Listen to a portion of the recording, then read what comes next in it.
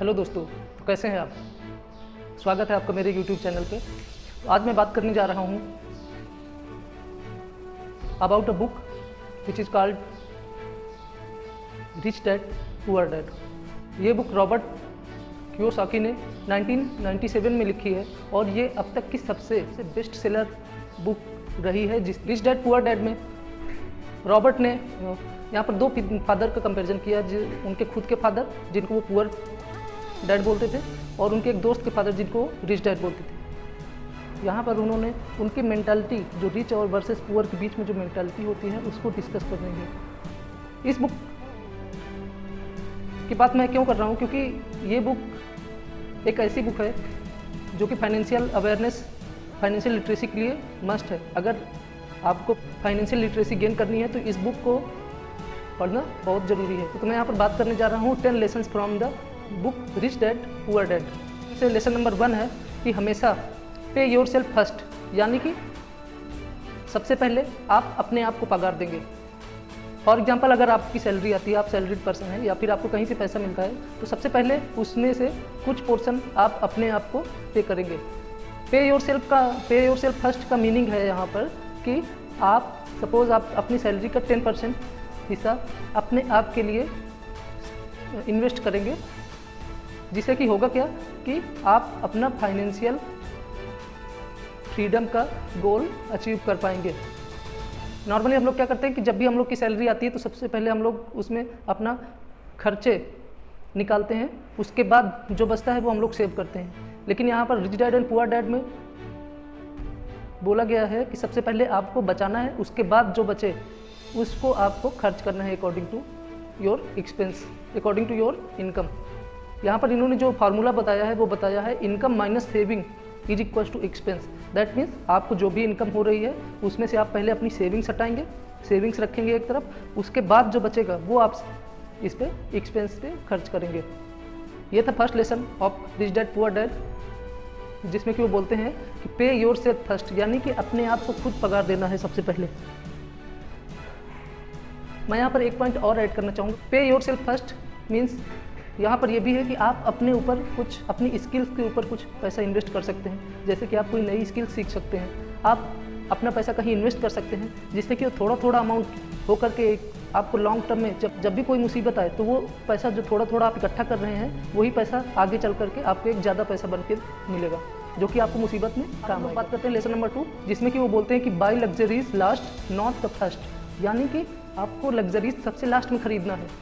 अभी यहाँ पर लग्जरीज लास्ट में खरीदने का क्या मीनिंग है, यहाँ पर लग्जरी लास्ट में खरीदने का मतलब ये है कि सपोज आपके पास एक कार है, मारुति सुजुकी की एक कार है, अभी आपके पास कहीं से पैसा आ जाता है तो आपका काम क्योंकि मारुति सुजुकी से ही चल रहा है तो आपको ऑडी सबसे पहले नहीं खरीदना है, उस पैसे को आपको कहीं ना कहीं इन्वेस्ट करना है। अदरवाइज क्या होगा कि इन फ्यूचर अगर आपको भविष्य में किसी ज़रूरत की चीज़ खरीदने के लिए हो सकता है कि आपने ये जो आज फिजूल खर्च की है, बिना ज़रूरत की जो चीज़ आप आज परचेज़ करेंगे उसको बेचना पड़ सकता है। तो इसलिए यहाँ पर बोला गया है buy luxury last not first, मतलब कि आप अपने जो शौक के सामान हैं उनको हमेशा लास्ट में खरीदना, जो फैशन दिखाने वाली चीज़ें हैं उनको हमेशा प्रेफरेंस बाद में ही देना चाहिए।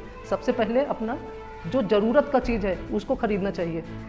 अभी जैसे कि एक एग्जांपल देता हूँ कि आपके पास एक वॉच है जो कि 1000 रुपये की है और एक वॉच है जो 1 लाख रुपए की है। टाइम तो दोनों सेम दिखाएगी, लेकिन अगर आपका काम 1000 रुपये वाली बात से चल रहा है, आपका काम 1000 रुपये की घड़ी से चल रहा है, तो आपको 1 लाख की घड़ी खरीदने की ज़रूरत नहीं है। तीसरा लेसन जो यहाँ से हमको मिलता है वो है रिड्यूस एक्सपेंसेस एंड लाइबिलिटीज़। अभी सबसे पहले यहाँ पर हम लोग समझेंगे कि एक्सपेंसेस क्या है। एक्सपेंसेस मतलब कि आपको अपने खर्चे कम करने हैं, और लाइबिलिटीज़ मतलब कि जो कि ऐसी चीज़ें जिनका की वैल्यू धीरे धीरे कम होती है, उन चीज़ों को आपको अपने एसेट्स में से कम करने हैं। फॉर एग्जांपल कार जो कि ऐसी ही पड़ी हुई है, विदाउट यूज है, जिसका कि आप यूज भी नहीं कर रहे हैं, तो ऐसी कार को रखने से कोई फ़ायदा नहीं है, वो आपके लिए एक तरह से लाइबिलिटी है, तो उसको हमेशा आपको कम करना है। दूसरी चीज़ अगर हम बात करें कि आपके पास एक लोन है, तो लोन अमाउंट क्या है, loan amount is a liability, उसको भी आपको जल्दी से जल्दी ख़त्म करने की कोशिश करनी है।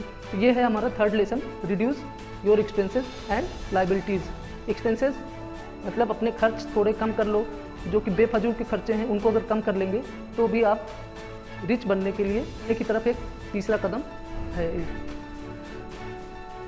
अगर आप अपना एक्सपेंसेस एंड लाइबिलिटीज़ कम कर लेंगे तो आप रिच बनने की तरफ एक कदम आगे बढ़ जाएंगे।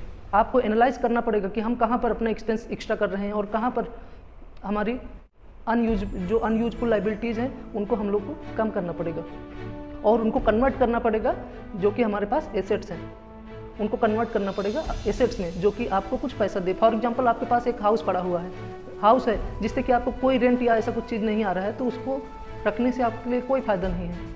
उससे अच्छा आप क्या करेंगे कि उसको आप रेंट पे दे देंगे जिससे कि आपको कुछ रेंट मिलेगा और जो कि आपको एक एज ए एसेट वर्क करेगा। तो हाउस विदाउट रेंट या फिर ऐसी प्रॉपर्टी जिससे कि आपको कुछ गेन नहीं हो रहा है तो उसको रखना वेस्ट है। Lesson number 4, aim for more valuable assets. अब यहाँ पर एसेट्स तो हम लोग के पास कई तरीके के होते हैं, जैसे प्रॉपर्टी हो गया, गोल्ड हो गया, म्यूचुअल फंड हो गया, शेयर मार्केट हो गया। तो आपको एम करना है कि जो सबसे ज़्यादा वैल्यूएबल एसेट है, जिसकी की वैल्यू आगे आने वाले टाइम पे सबसे ज़्यादा होने वाली है, आपको ऐसे एसेट की तरफ कन्वर्ट करना है आपके दूसरे एसेट्स को।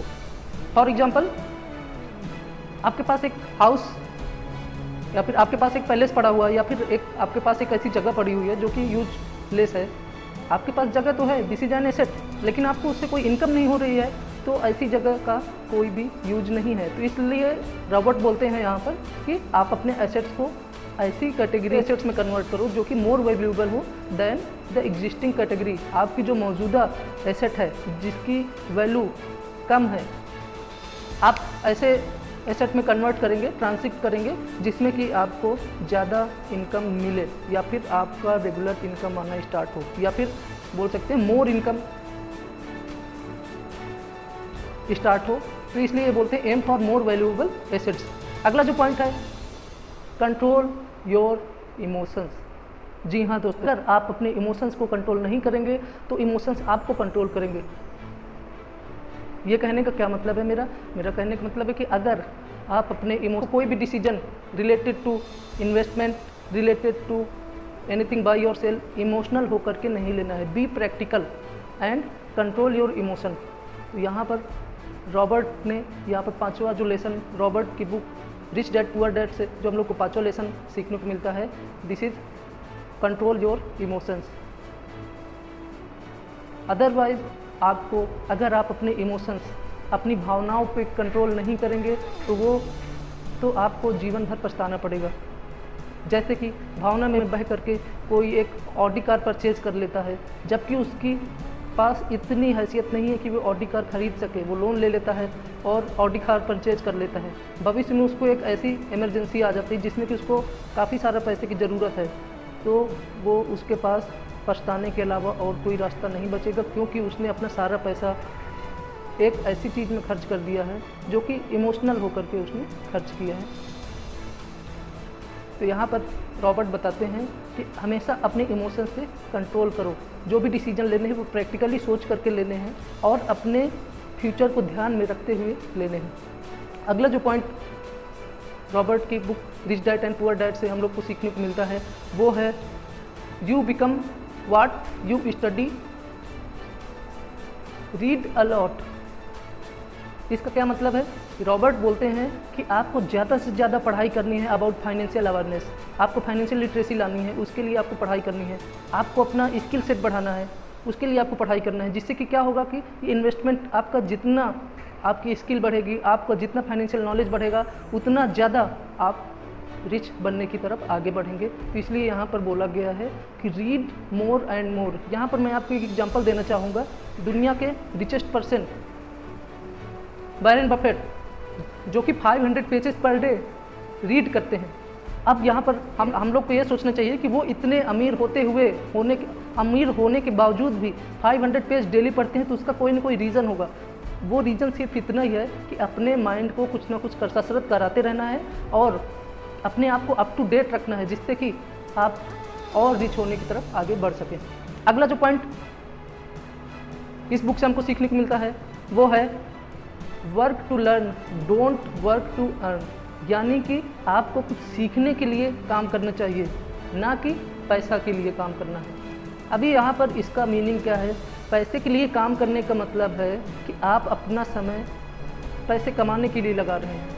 पैसे कमाने से मतलब कि आप अपना समय बेच करके उसको कन्वर्ट कर रहे हैं into money. For example 9 to 5 job, अगर मैं 9 से 5 तक ऑफिस में रहता हूँ तो इसका मतलब है कि वो 9 से 5 जो 8 घंटे हैं मेरे, उनको मैं अपना बेच रहा हूँ और उसके बदले में मुझे मनी मिल रही है, पैसे मिल रहे हैं। तो इसको हम लोग बोलते हैं वर्क टू अर्न। जबकि वर्क टू लर्न क्या है कि आप कोई ऐसा काम कर रहे हैं जिससे कि आपको सीख मिल रही है और उस सीख से आपकी स्किल डेवलप हो रही है, जो कि आपको आगे और रिच होने में हेल्पफुल होगी। तो यहाँ पर इन्होंने बोला है कि work to learn, don't work to earn. This is the biggest difference between poor and rich person. Next lesson जो हम लोग को सीखने को मिलता है वो है री invest access cash generated by assets. अगर आपके पास कुछ एसेट्स हैं जिनसे कि आपको कैश जनरेट हो रहा है, फॉर एग्जांपल आपके पास एक हाउस है, घर है, जिससे कि आपको हर महीने रेंट आ रहा है, तो उस रेंट को आपको कहीं ना कहीं री इन्वेस्ट करना है। मतलब उसको आपको कहीं पर ऐसी जगह लगानी है जो कि पैसा आपको पैसा कमा करके दे। फॉर एग्जांपल शेयर मार्केट, या आप उसे और कुछ चीज़ में लगा दें जिससे कि वो आपके लिए काम करना स्टार्ट रखे। आपको उसको पैसे को सेव करके बचा के नहीं रखना है, बिकॉज आप अगर बचाएंगे तो वो ड्यू टू इन्फ्लेशन आपकी मनी वैल्यू और डाउन होती जाएगी। तो यहाँ पर इन्होंने बोला है कि री invest your access cash received from assets. अगला जो इन्होंने बात की है वो बात की है कि surround your self with people smarter than you.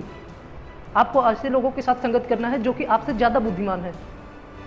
जैसे कि आप अगर कम बुद्धिमान या कम स्मार्ट लोग के साथ अगर आप दोस्ती रखेंगे तो आपका भी रवैया उसी तरह बनता जाएगा। यहाँ पर जो हम लोग की हिंदी में कहावत है, जैसे संगति वैसी उन्नति, तो यहाँ पर संगति का भी बहुत ज़्यादा असर होता है। तो हमेशा आपको अच्छे लोगों के साथ ही बैठना उठना है और स्मार्ट, आपसे ज़्यादा इंटेलिजेंट लोगों के साथ ही अपना रिलेशन रखना है, कोशिश करनी है।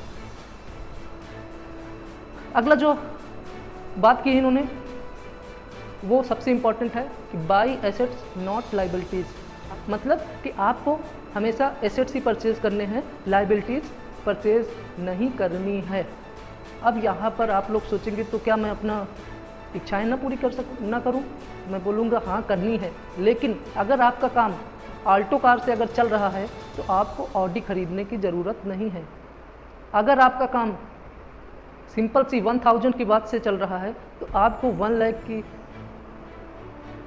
वॉच खरीदने की ज़रूरत नहीं है, जिसके की value day by day decrease ही होनी है। तो इसलिए आप ऐसी चीज़ खरीदें जिससे कि आपके उस सामान की value day by day increase करे। फॉर एग्जांपल आप प्रॉपर्टी परचेज कर सकते हैं, शेयर मार्केट में पैसा लगा सकते हैं, या फिर gold, bond, debentures, mutual fund, PPF, NPS, Sukanya Samriddhi scheme, ऐसी जगह आप पैसा अपने इन्वेस्ट करें जिससे कि वो आपको फ्यूचर में और पैसा बना के दे। आप ऐसी जगह पैसे नहीं इन्वेस्ट करना जो कि आपका पैसे की वैल्यू और कम कर दे डे बाय डे। तो हमेशा एसेट्स ही परचेज करने हैं, लाइबिलिटीज़ परचेज नहीं करनी है। These are the lessons from rich dad and poor dad by Robert Kiyosaki. तो ये जो लेसन्स हैं ये हम लोग के फाइनेंशियली फ्रीडम अचीव करने के लिए बहुत ही इम्पॉर्टेंट है। अगर आपको अपना फाइनेंशियल गोल अचीव करना है, फाइनेंशियली फ्रीडम अचीव करनी है, फाइनेंशियली फ्रीडम का मतलब यहाँ पर कि आपको अपने खर्चे के लिए सोचना ना पड़े। फाइनेंशियल फ्रीडम का मतलब है कि जैसे कि आपको सोचना ना पड़े कि मुझे आज इतना खर्चा चाहिए तो वो पैसा कहाँ से आएगा। तो ये चीज़ से आप फ्री हो जाएं तो उसको हम लोग बोलते हैं फाइनेंशियली फ्री या फिर financially freedom, financial freedom. Financial freedom अगर आपको अचीव करनी है तो ये पॉइंट्स को आपको ध्यान में रखने चाहिए, जो कि रॉबर्ट ने बहुत ही अच्छी तरीके से अपनी book rich dad and poor dad में लिखे हैं, जिसका कि मैंने इलेबोरेशन आपको 10 पॉइंट्स में करके दिखाया है। अगर आपको ये अच्छा लगा हो तो please like, share and subscribe our channel.